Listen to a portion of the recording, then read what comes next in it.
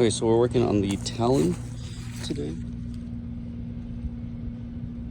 and it's the GSX 150R2. It needs a little bit of work. I went ahead and bought some mirrors for it, so we're gonna put some mirrors here on the side and one here on the back, on the top I should say. I was trying to figure out how to put a horn on this thing. We'll see how that works. We'll try to see if the lights are not working or if maybe the switch is not working, so we'll test that out. I did put the what do they call it, like a PCV valve. It's technically not a PCV valve, but you can see there's this might actually have a PCV valve, but there's a valve right here that well, it's not a valve technically, just they didn't put that on correctly. This clamp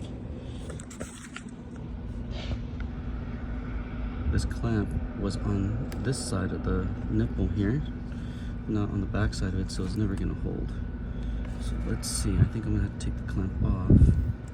So I had this similar issue with one of these clamps on the carburetor. So take the clamp off, put it on there first, slide the hose over. Hopefully I can do this with one hand. Pinch it.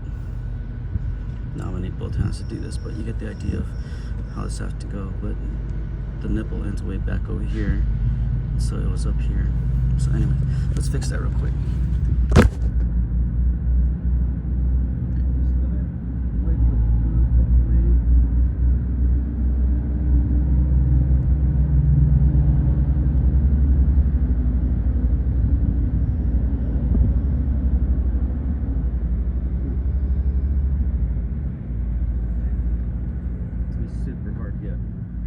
Struggling with it. I actually just took the clamp off and I'm sliding it over the hose again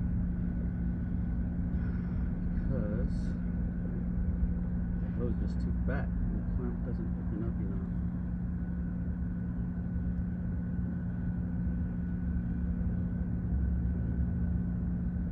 Dang it. Well, maybe I'll just go ahead and get what I can on there. Technically the clamp doesn't really do too much.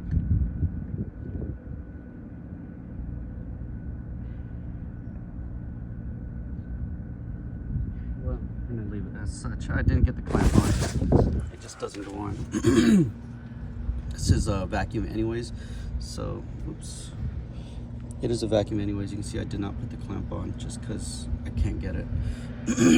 I did have to hook this hose, see this hose here, to the back of the air filter box, but I ended up using an extension. It's all greasy right now because I used some of the old oil from the engine, and then I just happen to have I have a bag of hoses in this backpack I got for free. I found it somewhere, one of the vehicles or a home that I cleaned out or something, but I happen to have this vacuum line here which fit the inner diameter, fit the outer diameter of that hose back there, and luckily it matched up.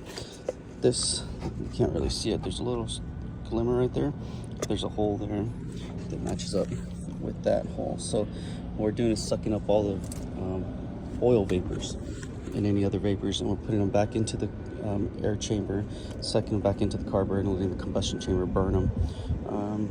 One thing I always try to do when I turn the vehicle off is turn the pitcock off for the gas and let the fuel in the line drain and empty. This thing does have a drain plug, so you can't really see it. Dang it. Let me see. This hose right here, this hose that I'm moving, actually connects to the carburetor bowl, and right in front of that, there it is. Right in front of it, there's a nut. Technically, it's a screw. So if you loosen that, it'll open up this pipe and allow all the fluid inside the carburetor bowl to empty. So that's a neat little feature, but you can see it's impossible to get to. So long as the carburetor doesn't sit for 6 months or so, it shouldn't be a problem. But in theory, you'll want to drain your carburetor every time you stop it, so you don't have all that. They're talking about that corn, so people are pretty dumb. They go out and buy obviously that's not it, but those cans of pre-mixed fuel that don't have any corn syrup in them. But you know, they're wasting, what is it, like $20 a gallon or something for that nonsense.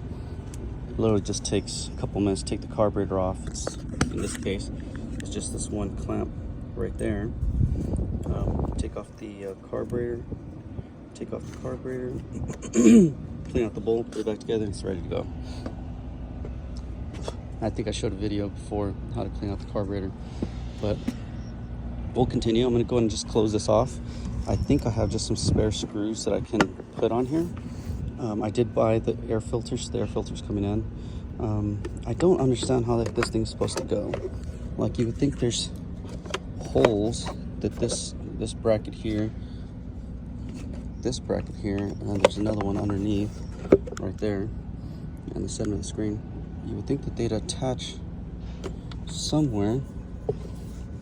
There's a hole right there next to the starter, but I can't get it down there because the hose itself just doesn't. The hose doesn't let it go. The starter's in the way. Like, there's just no way this is designed to fit like that. Or, oh my gosh, look at that! I just realized that it's backwards. So, I guess this thing is actually supposed to. This is my makeshift gas line, and so there should be fuel in the system. We'll see the fuel as this hose comes up. You'll see gravity pull it back into the filter. Yep, and there it is. So I don't want that. I don't want that to come out. And just let me feed this hose a little better. I'll just crimp it here. Hopefully I won't knock it down. There you go. That's out of the way. So I just realized that this air filter actually sits sideways, and the brackets are right here. So that was pretty dumb of me. So I have it backwards. This is the top and this is the side. And so this thing, it was not fed like this before. I fed it through there. And so this thing clearly comes out here, and it comes through here, and will sit something like this. Not like that. So I'm gonna have to loosen this clamp. I just tightened the crap out of it. I'll loosen it to allow me to turn it, or else I'll end up twisting the hose. Oh, that's a water condensation hose. Just lets you get all the water out. This thing is so hard. But as long as it works, it just doesn't matter. See, this clamp was not on there either. Okay, well, let me loosen this up. So I put this clamp on just this morning, and I hooked up the vapor hose for the oil, which is this one here, to the back of the you can see it there in the center of the screen, the hose there. I have to get creative to make it work, but we'll keep going. Thanks for watching. Oh, the next project is going to end up being this speaker system, which I was going to put on my truck. Right, left, and 16 volts it says, but I think it's got an inverter somewhere. Antenna, Bluetooth. So we'll see what it does. Thanks for watching. Bye.